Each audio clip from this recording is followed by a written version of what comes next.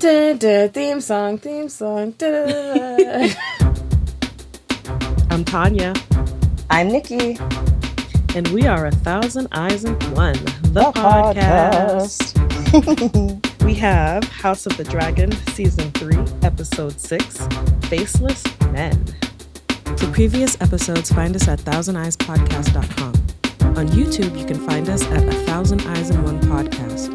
If you'd like to follow us on social media, we are 1,000 Eyes and One on Instagram and Facebook, 1,000 Eyes Pod on Blue Sky, and if you're interested in our speculative fiction book club, follow Wine on an Empty Stomach on Instagram.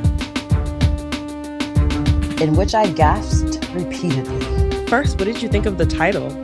Well, you know, I thought that we were going to see Faceless Men. I'm like, ooh, is Bravos in the house? Give you a little House of Black and White? I thought so too, and I tried to look up the title before the episode and I didn't see it. But then later on when I was watching it, I saw it and I was like, wait a minute, Faceless Men got me a little bit hype, but we saw some assassins. They just weren't faceless men, but we can get into that later. We open with Kristen Cole and company. Well,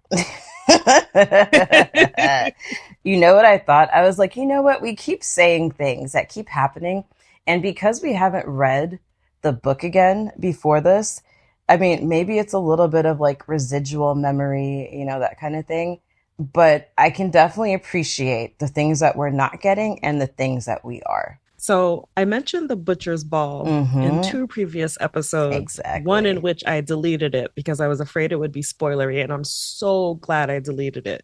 Last week I mentioned how the Feast for Traitors was a reference to the Butcher's Ball. And tonight we get the other side of it. So in the book, when they approach the Riverlands and they see the dead bodies, instead of them just spread out on a field like a post-battle situation, they were set up as if they were at a feast. I love that. I love that type of ambush. I thought it was perfect. Super, super clever. And as soon as I stood up, I was like, oh, Tanya's going to love this shit.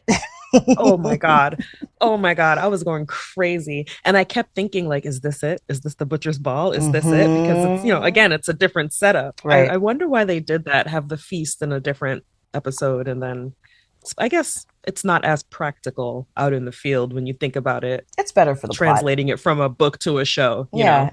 My note says, what a great adaptation. I really appreciate that because it's more believable, you know?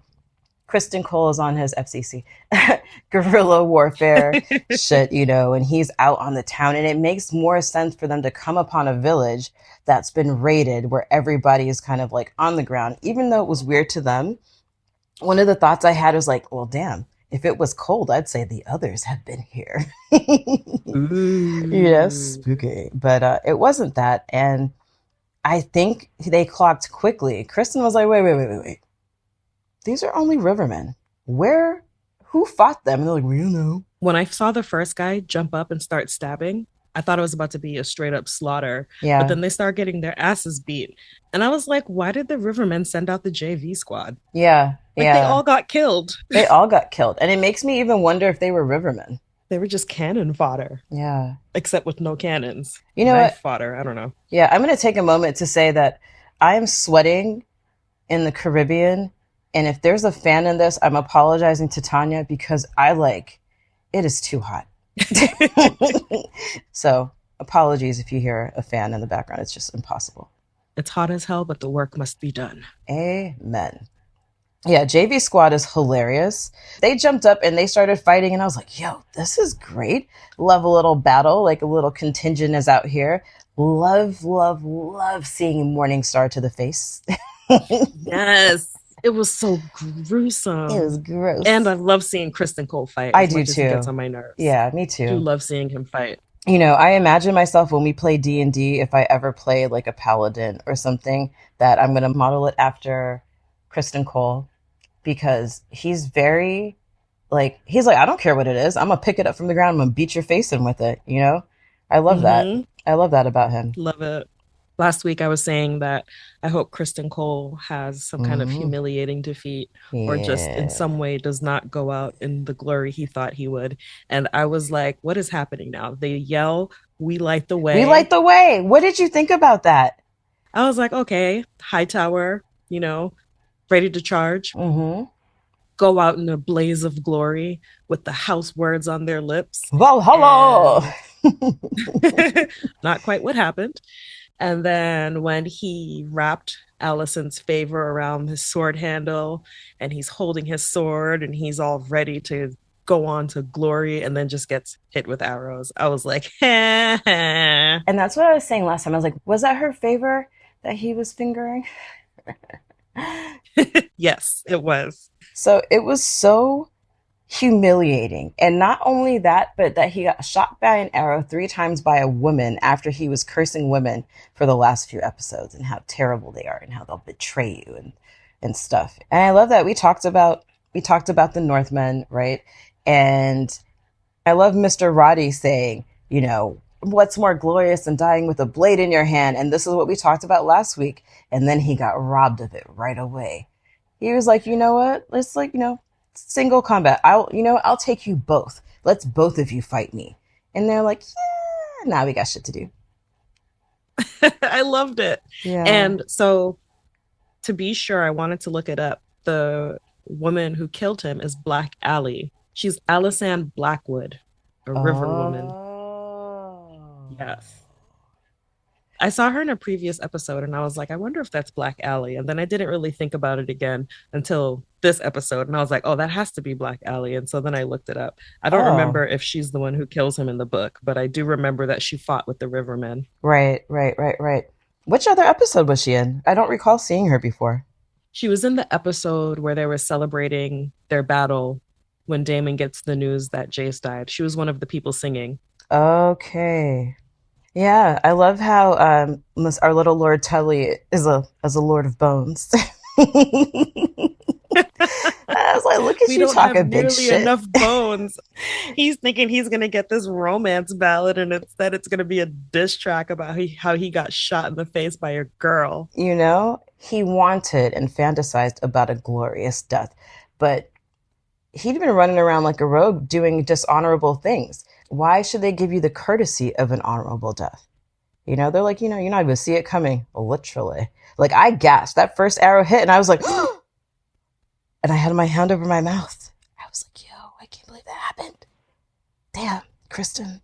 Well, that's the end of Criston Cole. R.I.P. Gwaine made the right choice leaving him. Mm-hmm. I think all those other people, too, like, Criston's like, fuck it, I'm going to die in battle. I have no home to go to. And I think the men that stayed with him felt exactly the same. They're like, what's the point? Yeah. If I go back, I'm going to be hung as a traitor. If I stay, I'm going to be put into service. And the way that things are going back and forth, we don't know who's king, we don't know who's queen. I'll still probably end up being hung for a traitor. So might as well cut my losses. It was nice of him to try to save their lives, though. Sure. It was very noble.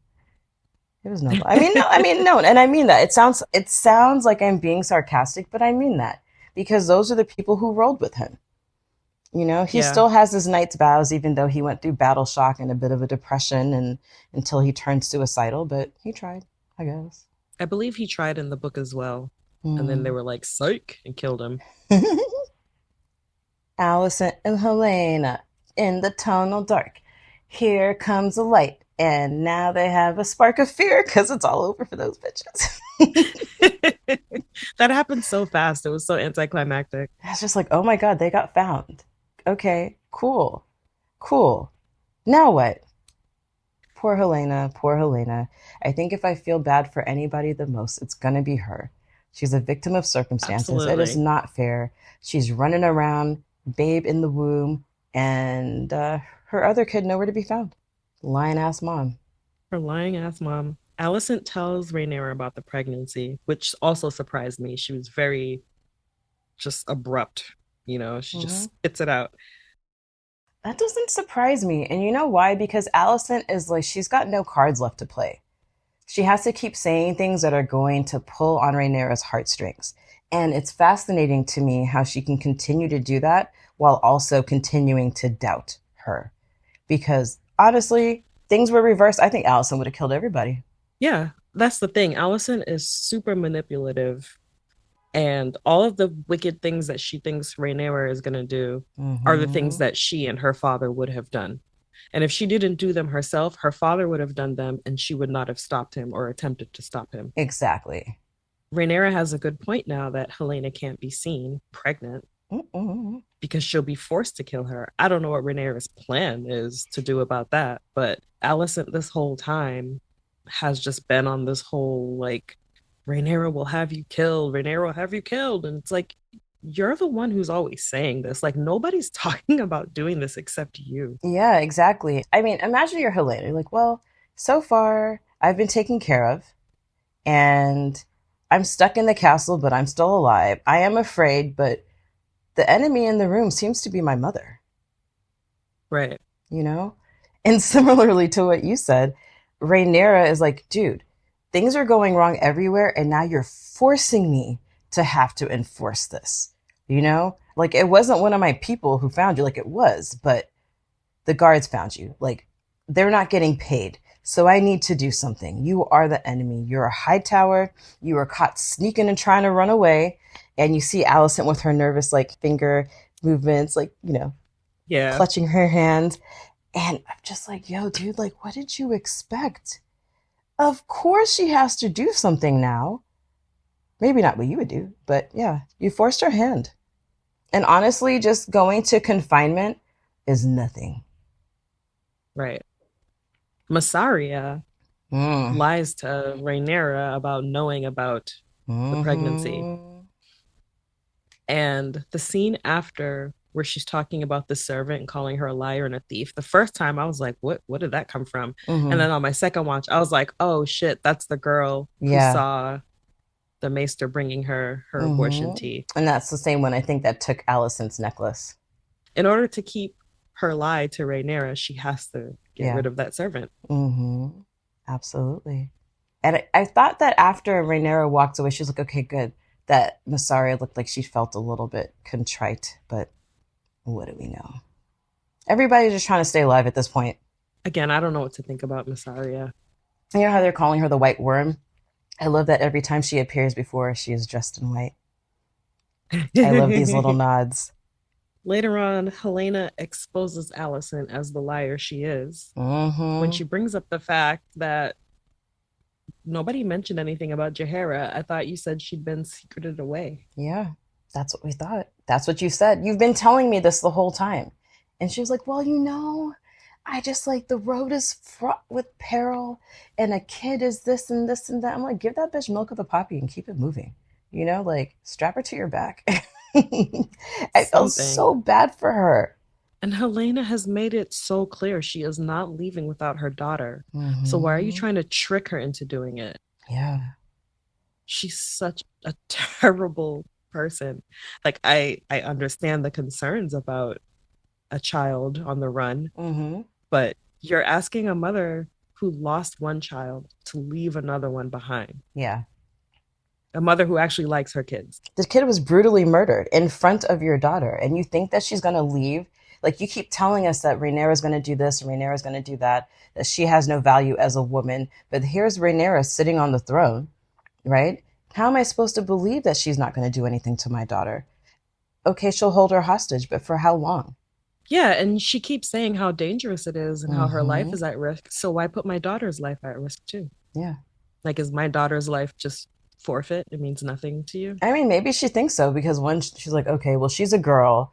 She knows that Aegon is still alive. She knows that Aemond is out there, and she knows that there's Daeron. So Helena's kids are of little consequence, except for the one who might be a boy. I have a question about this. She's like, I need you to eat, darling. Please eat this food. Please eat this food. Did you think that something was amiss with that?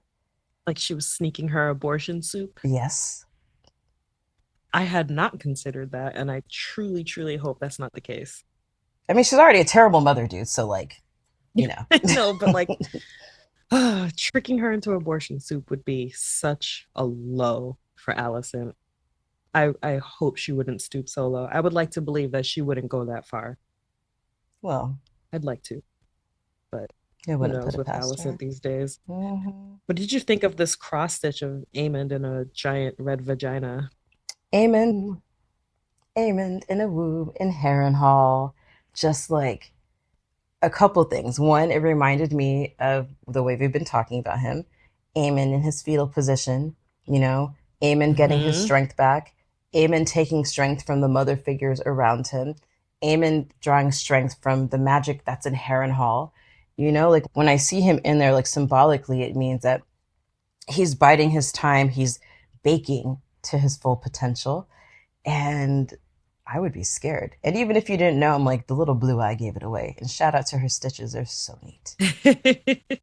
Yeah, the blue eye definitely gave it away. And the castle in the background is Harrenhal.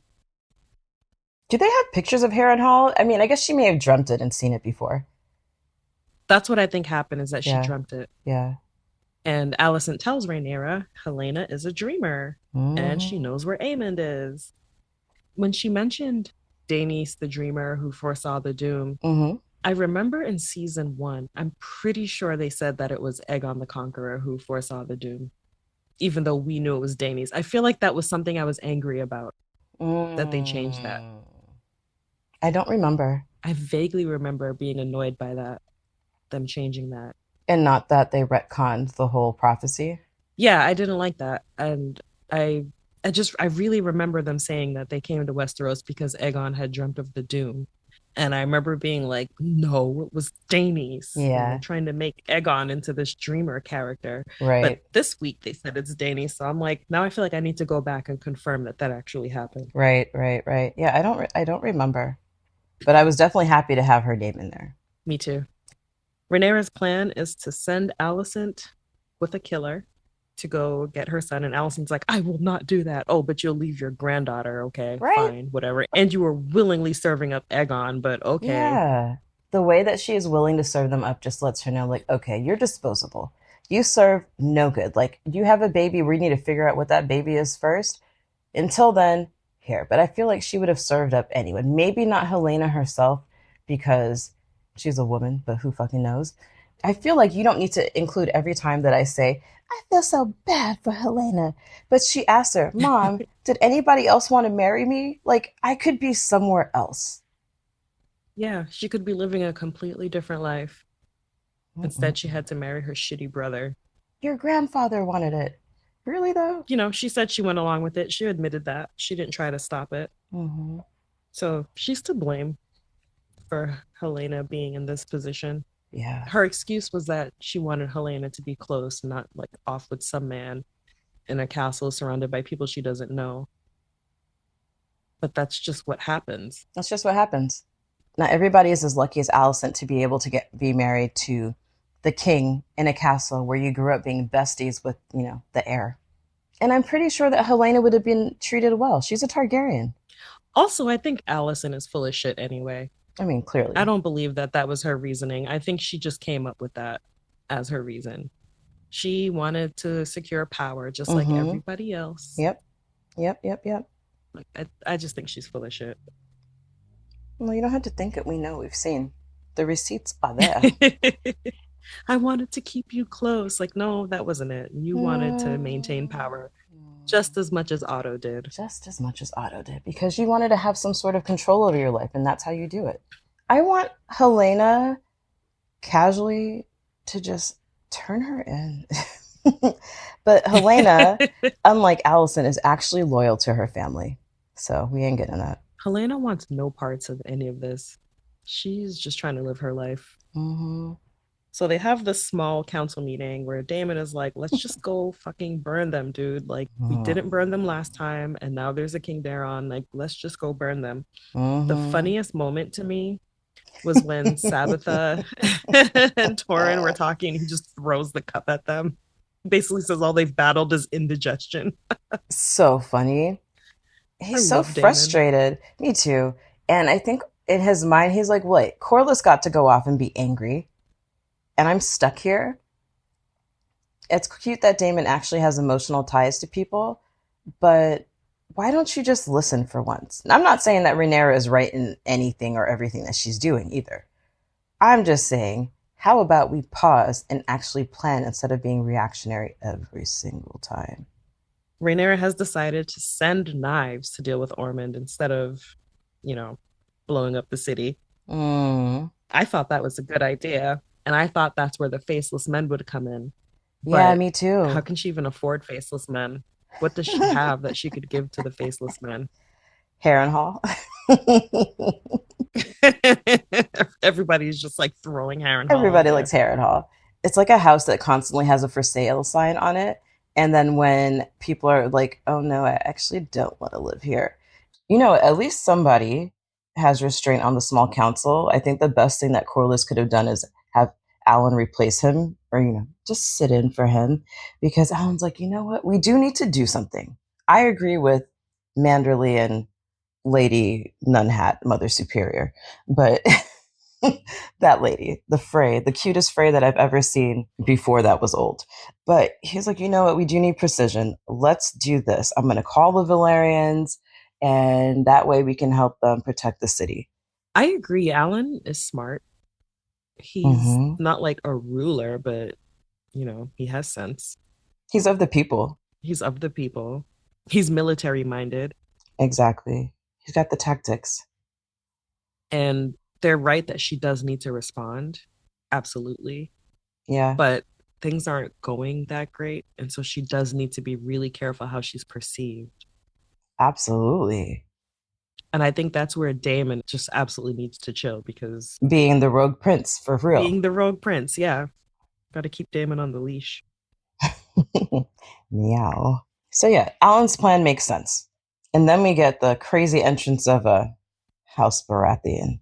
I get so excited when I see them because I know that you get excited when you see them. You know I love a Baratheon. Love a Baratheon. I was surprised to see them because they're supposed to be Team Hightower, but they haven't been showing up for the Hightowers. Nope. Even though Aemond is supposed to be marrying a horse-faced Baratheon girl. Yeah. And Boros Baratheon sent a delegation, but didn't show up himself to either place. But really, he's just playing both sides and seeing who's coming out on top. Like the late Lord Frey in the future.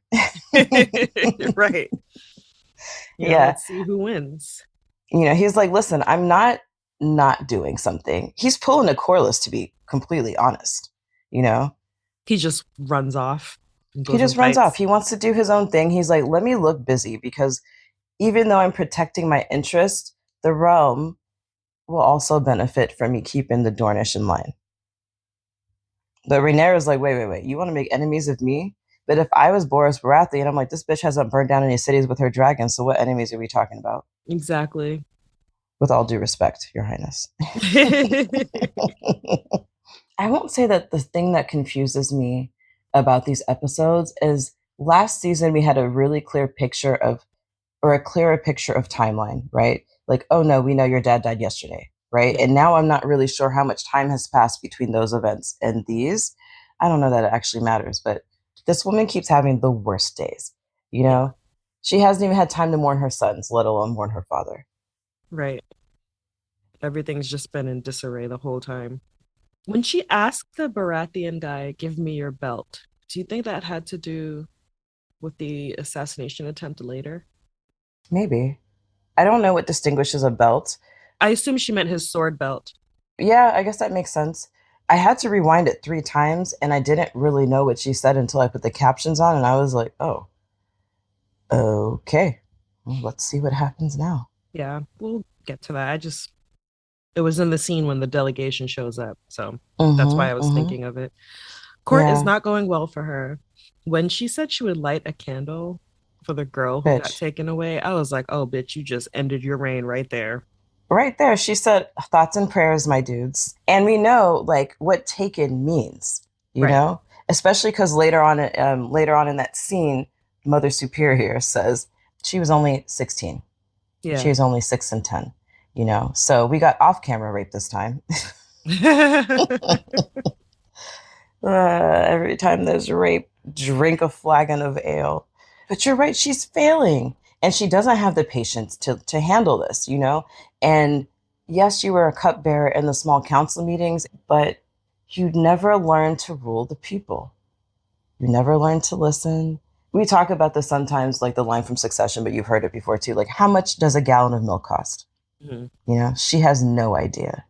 She has no idea, and it gets really frustrating. You see Masaria on the side, like, slapping her fucking head.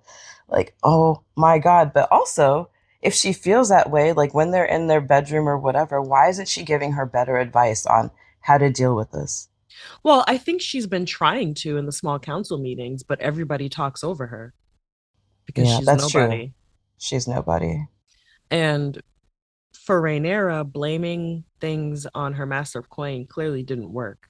Girl, I was like, yo, that's the whole scene. There's a lack of accountability. Shifting the blame is all that they've seen. All they know is that they're hungry. They know that there is no protection now because the city watch is being murdered in front of them. The guy who came up was like, hey, and we heard that a bunch of them turned in their cloaks. Who's supposed to protect us? And they told her straight up, we are afraid. I would disrespect somebody who was like, you know what, don't worry. First of all, thoughts and prayers. Second of all, we're working on it. It's like Manderley said, should we remind them that it was your fault, that your war is the reason that they're hungry? Right. So yeah, she's losing the people. And then she has the nerve to walk out in the middle of it and be like, okay, I've had too much. Your problems are too big. But she's not hungry. I'm sure she went to her quarters and had a full meal afterwards. She gets cut by the throne. Aren't you glad you didn't talk about that last time? I'm so glad because I wanted to. And I was like, I wonder if they'll do it. And then I was like, no, they'll probably do it. So let me not say anything. Yeah. Yeah, she got cut by the throne. And if anybody's watching House of the Dragon for the first time and like missed our first seasons or whatever, people consider it a sign of terrible rule when the throne cuts you. Because the throne is rejecting you. Exactly. Yikes. You're not fit for the throne, so it fights you back. You have to say what Lord Ormond is doing is working. Planting seeds of dissent from the inside, Yeah, he's turning the city against her. And it's not going to take much because things were already pretty bad. Exactly. And here comes the new leader, and things didn't turn around instantly. And of course, they don't. People who are leading things don't turn around instantly. Yeah, they have to come and get a lay of the land. But, your one kissing baby's appearance is not helping anybody. Right. When you're the person starving, I don't care how much you need to get done. I'm starving and my children are dying. Yeah. You have to make sure the people are eating if you want good results. Just like you hijacked the lords and ladies' food from their caches, like, I know that the castle's not starving. Right. Ain't nobody look like they lost weight. Let's talk about the City Watch since you brought them up. The City Watch has quit. And the people already said they're afraid. You go see Daemon, he's standing there mourning his homeboy, and they walk in and he's like, even if it takes 100 years, bitch, who has that kind of time? We're hungry now. We haven't been paid now. Right. And, the guy says his duty has to be to his family first. His children are penniless. He won't let them die fatherless. And exactly. It's a reminder of why the King's Guard, the Night's Watch are not allowed to have families. Right. Yeah, exactly. Because you can't have any duties except the realm. That's too much to ask of a City Watch, of course. Of course, when you're not paying them. They turned in their cloaks, and all I kept thinking was like, shouldn't you be turning in your swords too? I'm pretty sure those are like castle issue. The government issue. Yeah, like I think you should turn in your government issued weapon. But, what do I know about running a City Watch? Well, maybe Daemon's like, that's the least I'll give you so you can protect these families of yours. And it was last week we talked about how surprised we were that Daemon's speech roused them. We didn't know like what kind of leader, and we talked about Sir Kristen Cole's speech and stuff. But from Daemon to go from rousing them to shaming them in their faces when all they're asking for is respect. Yeah. I think a lot of what's happening in this episode actually shows us in a really big way the divide between the small folk and the nobles. They don't care because it doesn't impact them until it shows up as an inconvenience to what their plans are. Right. And you can't rule a city like that. You can't rule like they turn in the gold cloaks, but I want one. I think I might be a gold cloak for Comic-Con. We said this last week, but I think I might do that. I add it to my list. Right? Maybe my mom will make me one out of like velvet. Well, Damon picks up a cloak and hits the streets in disguise to seek out who these killers are. And disguise we use loosely. Yeah, he just like tucks in his hair. Right? But we didn't talk about how during the small council, Rhaenyra was like, wait, no, not you. You don't get to go enforce these things, because she said a plain-faced assassin is best. Yes. You don't want anybody to know you. Like, look at the guy who Damon was following. Yeah. That motherfucker could have been anybody. Yeah. Someone online said that that was the same guy who was one of the people that Alicent told to stand down. Yeah, I thought so too. I thought I recognized him, but I never know. I didn't go back to look, but apparently that's Me him. neither. Which would make sense. He's a Hightower soldier. So of course, you know, he'd be working with Ormond. Sneaking around. Damon gets him, and I really thought a couple of things. One, we've got a revolution happening, right? We have him saying that no matter how many of us you kill, we're going to keep popping up like a Hydra's head. And we are here. You can't do anything about us. He said, you'll never make us embrace her. They already don't like her because she's a woman. Exactly. There's just nothing you can do about that. Like, you can't change their minds about that. Anyway, Damon doesn't help things when he catches Ulf sneaking out for a drink. And we'll talk about Ulf in a minute. He catches Ulf sneaking out, clearly to go to the tavern with his homies, and absolutely causes a scene.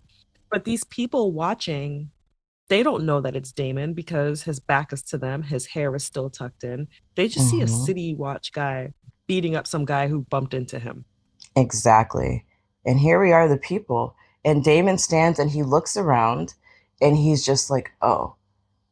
And he doesn't care.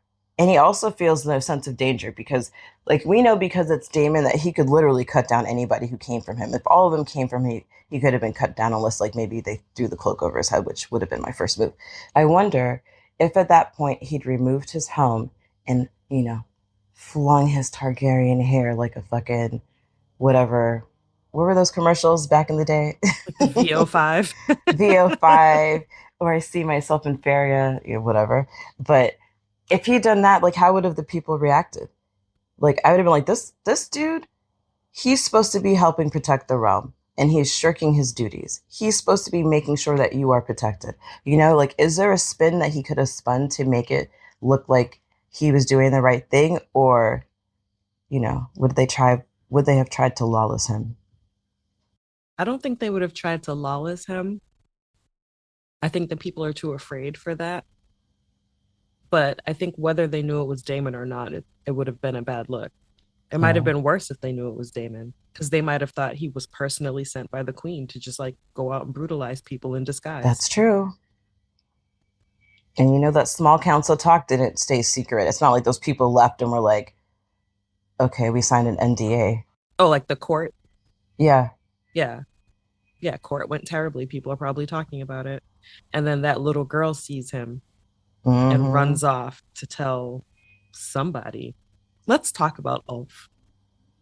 Sneaky Ulf. Ulf is fed up. This dragon rider life has not improved anything for him. No, it's taken everything away from him. It's taken everything away. He's broke. He can't hang out with his friends. He still doesn't have a home. And now he's working all the time and not getting paid. He's living the life of a hedge knight. But at least hedge knights get paid. Yeah. Because he's doing the work and not getting paid. Yeah. That's true. He's on furlough. Yeah, exactly. It's a government shutdown. Yeah. I feel bad for him because, okay, he doesn't know the rules. He's not military trained or any of that. He's a dude who was able to ride a dragon because somewhere in his line, somebody dipped their wick in someone that happened to have Targaryen blood, or, you know, whatever the reverse of however those seeds came to flourish. But listen, Ulf is the one who told you that they were writing graffiti on the wall, talking shit about you, right? Ulf is plugged in to the common folk.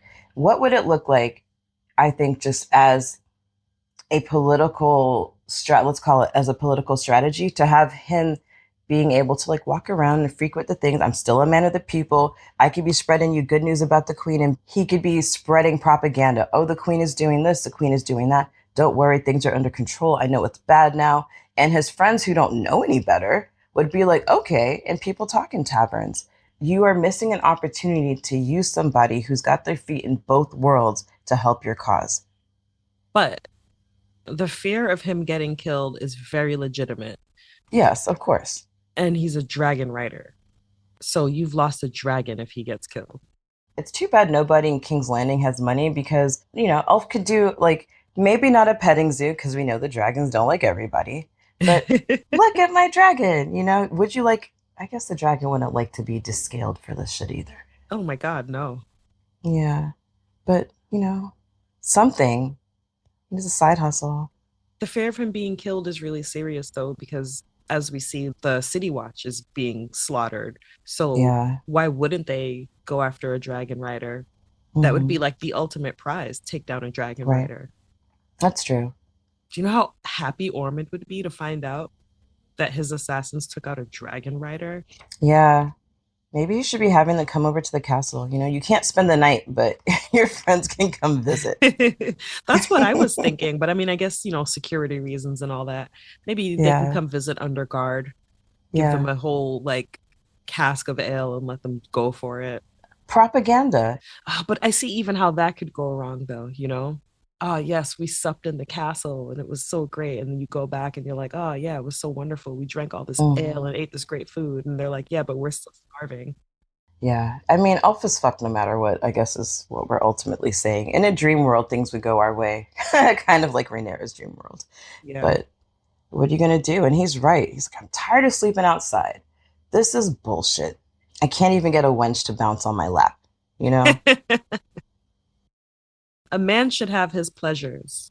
Mm-hmm. I think Rhaenyra is putting too much stock into just straight up loyalty.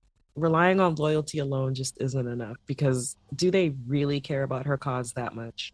They don't. And she said in the small council meeting that this is what my dad would do, right? He would suffer these insults or whatever, but her dad was ruling during a time of peace.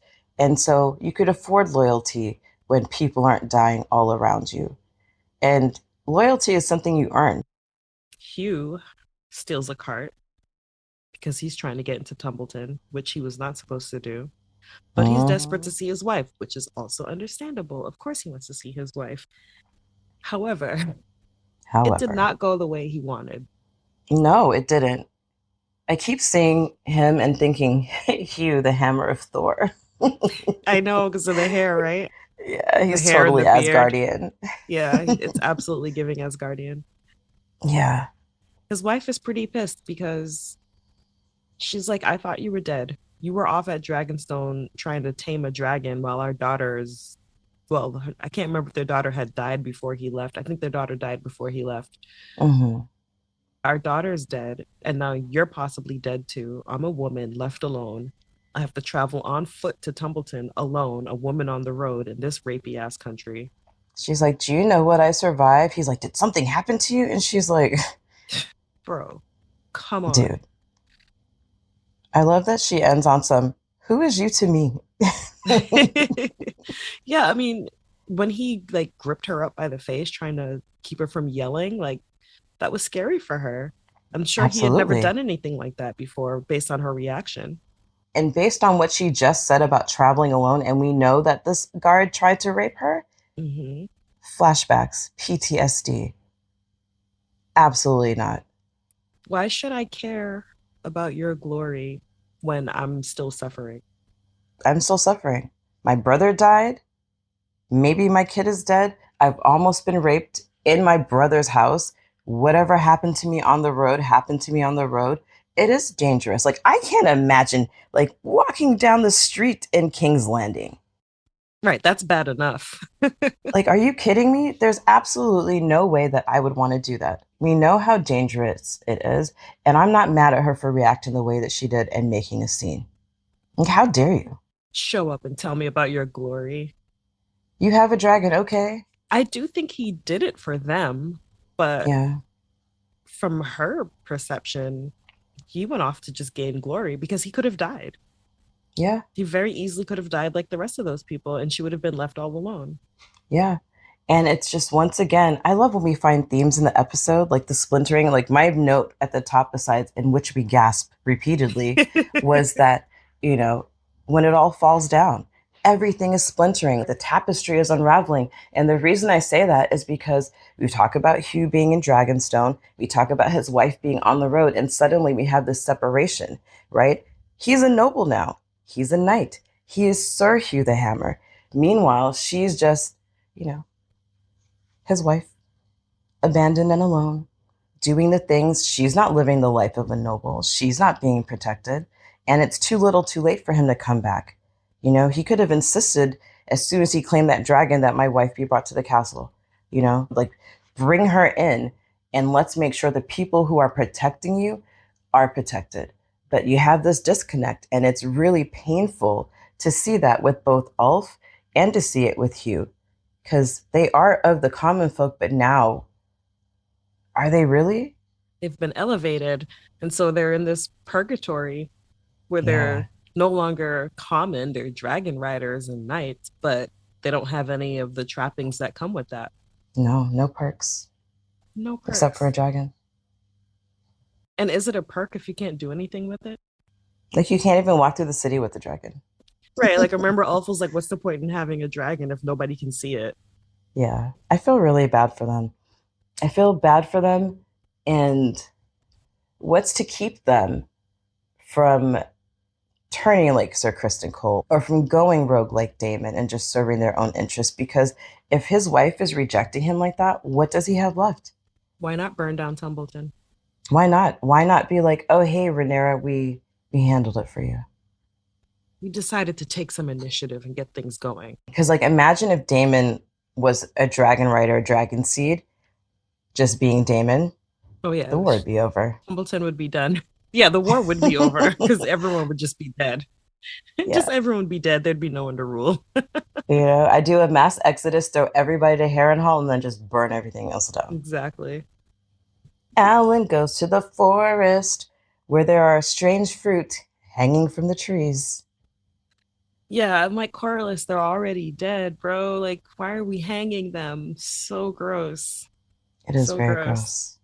But Alan is there to get help from Corlys. He wants to bring him back to court to help Rhaenyra. And Corlys is like, still she asks more of me. He's all indignant. He's like, she won't even give you legitimacy. And when he said, how long did it take you to do the same? I was like, bitch. Thank exactly. You. Don't be a fucking hypocrite in my face. And he's like, yo, you're still salty? It's your choices who led you here. You could have legitimized me from the moment I was born. You went on to have another child with my mother. Although in the books, they're switched. In the books, Adam is the older brother, but whatever. Right. It doesn't matter. You went on to have another child with my mother, and you still didn't claim us. We grew up our whole lives without you claiming us. We're now adult, grown-ass men. And now you're talking about legitimacy. You gave her, what was it, like last week that she didn't do it? And like, look how much time you had to do it. You can't be mad at her. Maybe you should have handled this long before Rhaenyra ever had children. Then it wouldn't have even been a thing. He could have gone to Viserys to legitimize his sons. Absolutely. And okay, we know that Auntie Rhae would not have liked it, but even she accepted them before she died. Yes. Even she was like, all right, these are his kids. These are his kids. I'm down a son. Whew. Let's preserve the line. Or at least give options, because we all know those kids. Those kids. Yeah. Those strong kids. Yeah. But I mean, even before the strong kids were ever born, he could have attempted to legitimize them decades ago. He could have. So don't go blaming it all on Rhaenyra because she doesn't want to do it right now when things are, in upheaval. When he goes to Baela to try to get her to get through to Corlys for him, all I kept thinking was, please don't kiss. Please don't kiss. Because we thought it was going to happen with Adam, remember? Yeah, we did. Way to mislead us, motherfuckers. Oh, I was like, please don't kiss. What in the kiss misses this shit? What the fuck? For real? Ugh, I was so angry. I didn't even gasp at that part because I was so angry. I was cringing because I was like literally saying out loud, please don't kiss, please don't kiss, please don't kiss. Like, stop. Do you think if it had been Adam that she would have done the same thing? Made out with him? Yeah. Maybe. Maybe not. Adam doesn't have the same gravitas. I wasn't expecting her to be making out with anybody. Yeah. Much less her uncles. Damn Targaryens. Stop making out with your uncles. Jesus. And like, okay, I guess for some people, the way you get over a man is by getting under another one. But like, damn, girl, Jace just died. She needs to just go get some rest. Speaking of Bela, while she's out on her patrols, Rhaena sees her flying about. Rhaena's old bedraggled ass. Like, she has nothing else to do except twist her hair. She's brought to Lady Jane because she was seen flying around. I forgot the name of the town. When Lady Jane slapped the shit out of her. Slapped the shit out of her. The slap heard round the veil, echoing through the mountains. She's lucky she didn't get pushed through the moon door. Especially because she just pushed someone through the moon door. And who would be looking for Rhaena? She's supposed to be in Pentos. She very easily could have just kicked her through that moon door and just moved on. You know, I meant to say this a little bit earlier. Shout out to the editors of this episode because those jump cuts between scenes, they were so good. I kept noticing that. I was like, yo, these transitions are great. I think that's also a credit to the screenplay of this episode because it was just set up from scene to scene to scene. I didn't feel confused when we saw the next one, even though we are jumping around and like covering everybody for our own sake. Yeah, shout out to the editors. Well done. Bravo. Clap, clap, clap, clap, clap. Well, Rhaena has gotten her dragon and has lost everything to gain it. She finally got her dragon, but now she has to be dead to her family and they have to be dead to her. Lady Aaron is correct. It's putting her at peril. Absolutely. To be harboring her, even though she's not harboring her in the castle, just knowing that she's there and not saying something is already treasonous enough. Absolutely. She's like one of the only people who has common fucking sense. I love her. Me too. Me too. She's so cold, but funny. She stands on business and you know that she's going to make sure her people are protected. And we know the Veil doesn't fuck around. We catch up to Thailand and Aegon and Larys. Now they're a trio. This buddy comedy I'm into. Right. Thailand thinks that Aegon should come to Casterly Rock and set up court there. Yeah. Larys thinks they should go to Bravos. And how is this coin tossed? Aegon says, "Do you think I'm a terrible man?" He's like picking his fingernails. Like, that's all he must be thinking about. Like, God. Do I really I suck? made bad choices, but like, everybody hates me? And a parallel there for him to be sitting and reflecting on this and for him to be learning everybody thinks he sucks is actually what his sister's going through right now. Thailand couldn't even squeak out a no. No, he's still afraid. And I get it. All he had to say was, "No, I don't think you're a terrible man." And he couldn't even do that. He just blubbered on. Yeah, he was trying to be diplomatic, and I get it. I really got a kick out of watching him dig the shallowest grave I have ever seen. What are they going to do now? They're off to Essos. Sure, that's going to go well. Of course, that's going to go great. But a thing that only occurred to me just now is they're off to Bravos. Rhaenyra's kids are in Pentos. I could see that leading to some problems. Let us go to Harrenhal. Aemond is healing up nicely. He wants to go find Vhagar. And Alice is like, I think you should stay. And she makes a really good point. They're looking for him wherever Vhagar is. And as long as he's without Vhagar, he's hidden. And that was a really good point.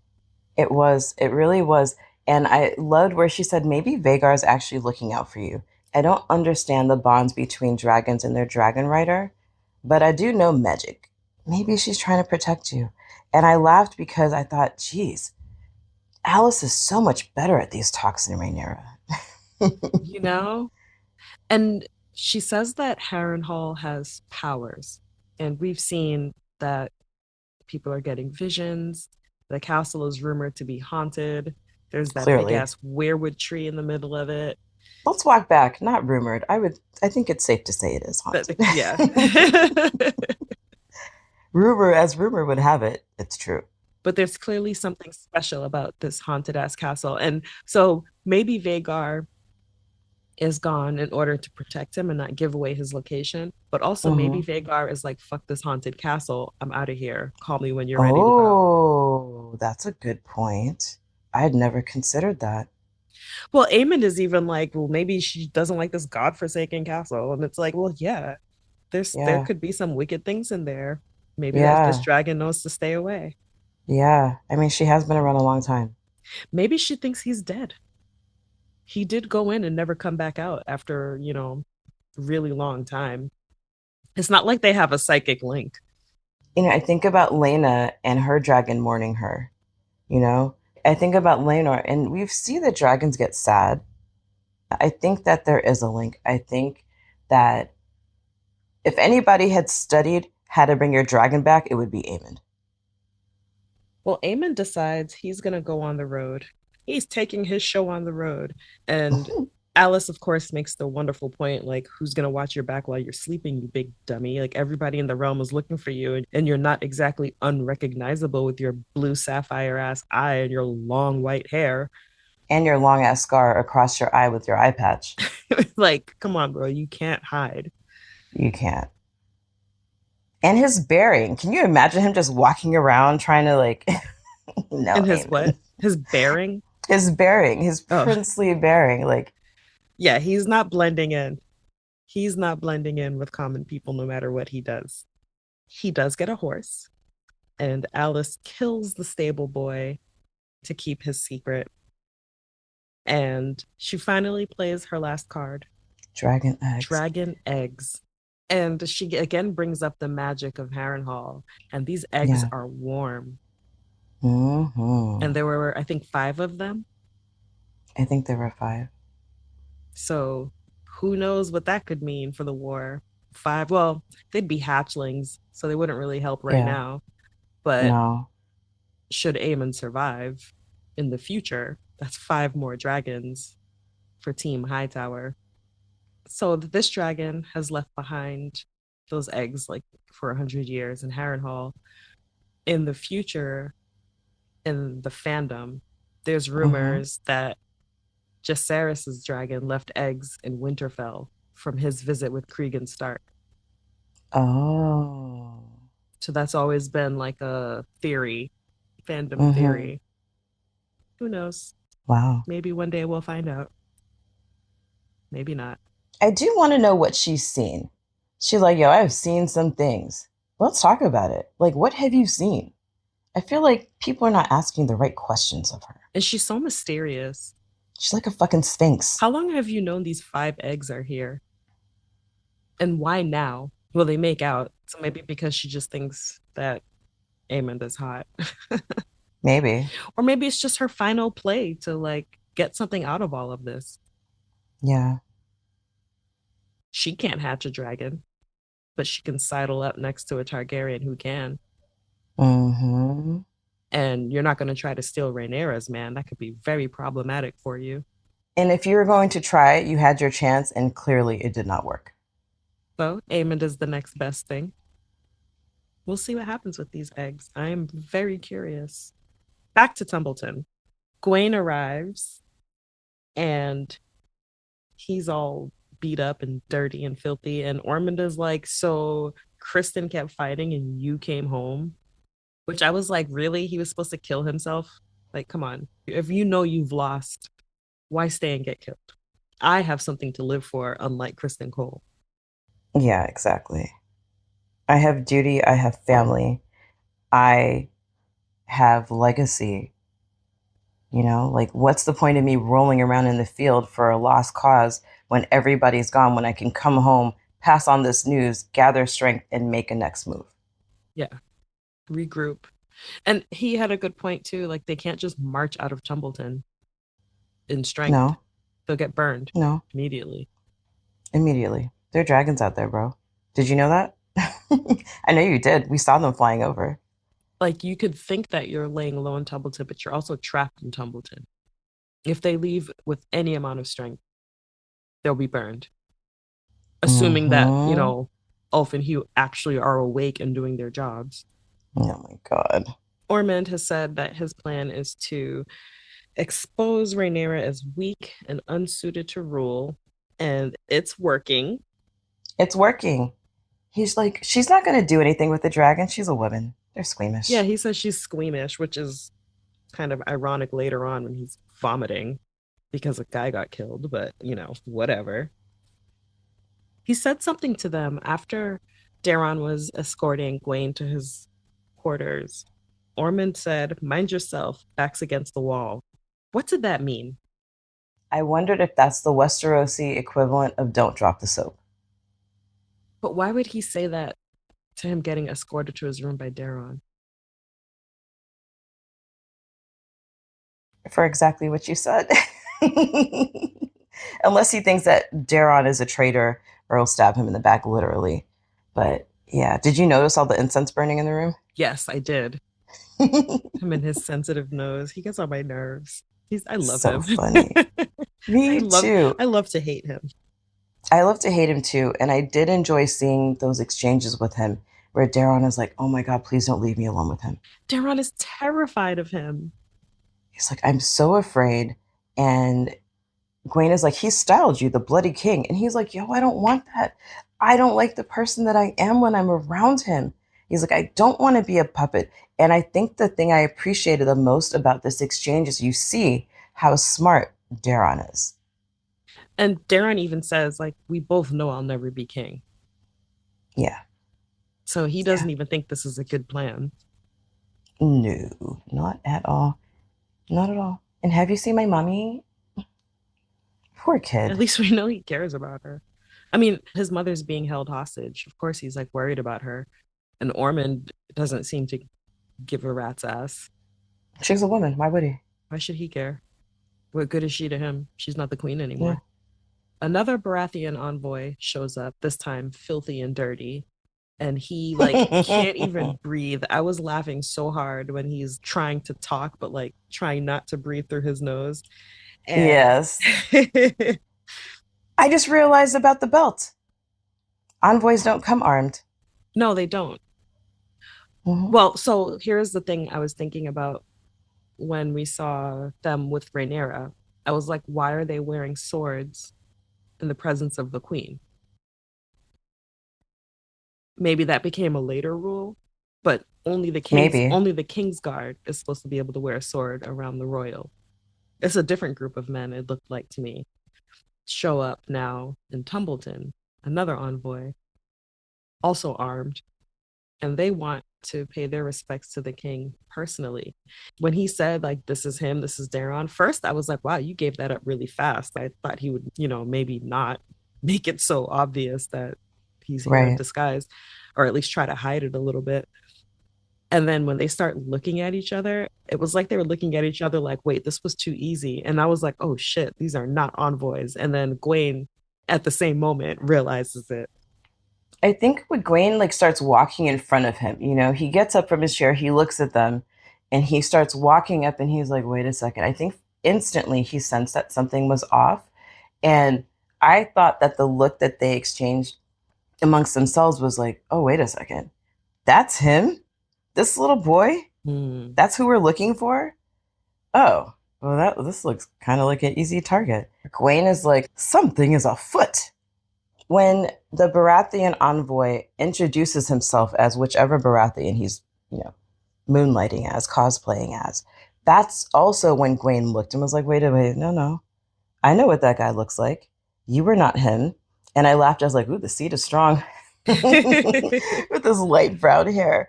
But he knew, he knew. Meanwhile, he's right. He starts attacking them. You see Ormond keep backing up.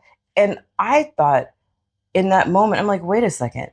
Has Ormond ever been in a fight? He wasn't fighting at all. No, he just stepped back. He didn't even try to protect Daron. Not at all. He didn't push him behind him. Nothing. He didn't like try to get his guards to get him out of the room. None of that. He just stood back and he watched.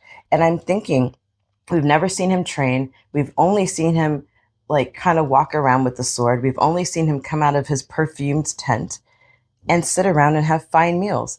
I don't think he's ever fought. Well, his squeamish ass vomits all over the place. Back into his cup of wine. I was like, oh, you can't even smell blood. So now we know what this nose problem is that he's actually the squeamish one. He talks all that shit and vomits at a little bit of murder. Project much? Well, no, a little bit of murder that is not controlled, right? Because he had Daron kill old boy in front of him. Maybe it was the smell of the blood.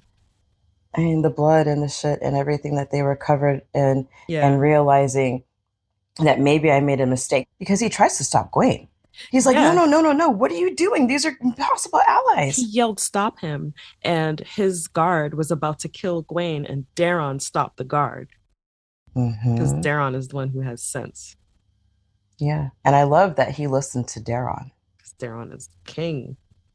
What did you think about Gwen and Ormond's conversation afterwards as he's standing breathing the fresh air from the window? He apologizes, but Gwen knows that Ormond is full of shit. And he doesn't trust him. No. And he shouldn't. And something else I appreciated in that scene, it was maybe a little bit subtle, is the whole time they're speaking from the window, Ormond has his hand on his sword, but so does Gwen. They're kind of standing facing each other. And I know that only one of y'all is about it. We know now that Gwen could actually kill him. Probably easily. Probably easily. And it's too bad that Gwen isn't bigger, because I would have loved for him to toss Ormond out of the window and be like, okay, I'm in charge now. Ormond could probably grapple him just by size alone, because Gwen is kind of dainty. Yeah, but what if he like puts his armpit in his face or something? Well, yeah, he could fart on him. Fart on him. But I appreciated that. I really like that scene, because once the tables are turned, in this instance, you were clowning him and saying that he was weak, all that kind of stuff, but he's battle hardened. You know, he can protect the king. I don't know, like, as Ormond, do you decide to keep Gwen close? Make him part of the King's Guard? I think it would be smart to keep Gwen close. Basically, what we're seeing here is that Ormond is book smart. He's not street smart. Gwen is street smart. And I like him even more, even though he's a high tower. Ormond's power also just comes from money alone. Yeah. And the fact that he bullies people, but doesn't look like he can actually beat anybody up. He's just willing to murder you over some bullshit. Like, he's erratic and he's crazy, and that's what people are afraid of. Absolutely. I'm afraid of erratic and crazy. I mean, erratic and crazy is terrifying, especially if you're smaller and weaker and poorer. Well, the end of the episode, we get Rhaenyra visiting Joffrey, who's asleep, which this kid get paid like a ton of money to just like fake sleep for 2 episodes. Like, did they even use a real person? Did they even use a real person? Did they need to? And you know that like the child labor laws, like maybe it wasn't even the same kid. I know, it's a twin brother. Like 2 or 3 kids are getting paid to lie in bed. That's an easy gig. Alicent is on her way to go murder her son. And a writer appears from Tumbleton with a message for Rhaenyra. It's a vest painted with red writing.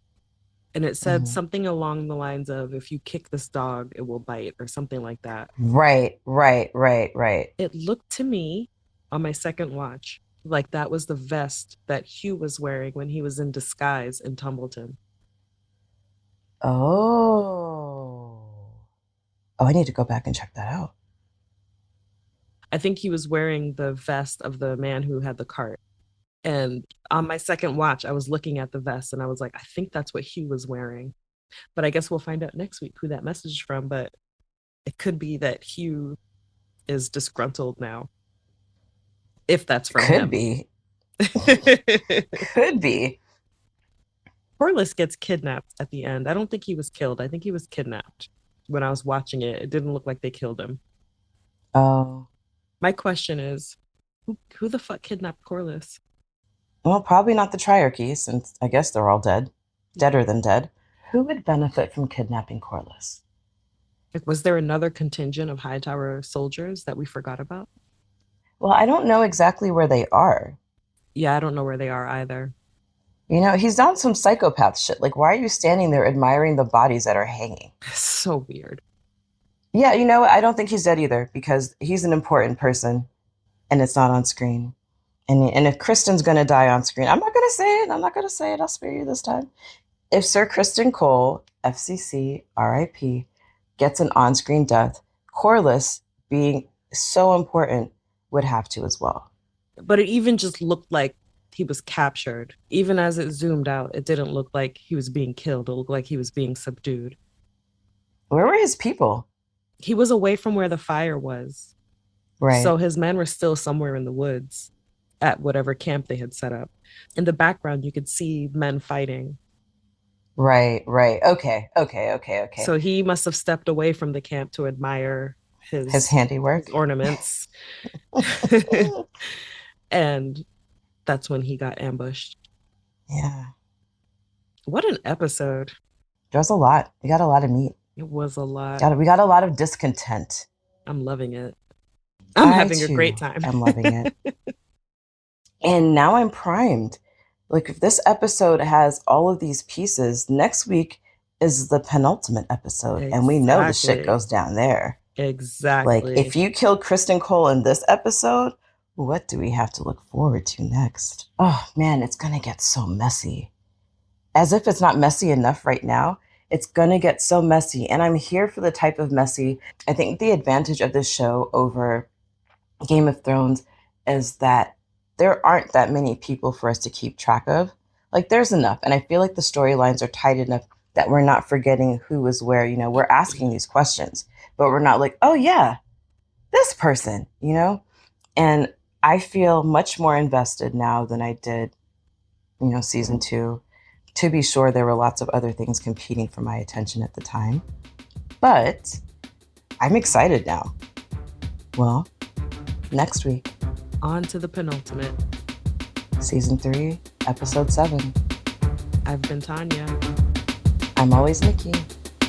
For previous episodes, find us at thousandeyespod.bsky.social. On YouTube, you can find us at 1,000 Eyes in One Podcast. If you'd like to follow us on social media, we are 1,000 Eyes in One on Instagram and Facebook, 1,000 Eyes Pod on Blue Sky, and if you're interested in our speculative fiction book club, follow Wine on an Empty Stomach on Instagram.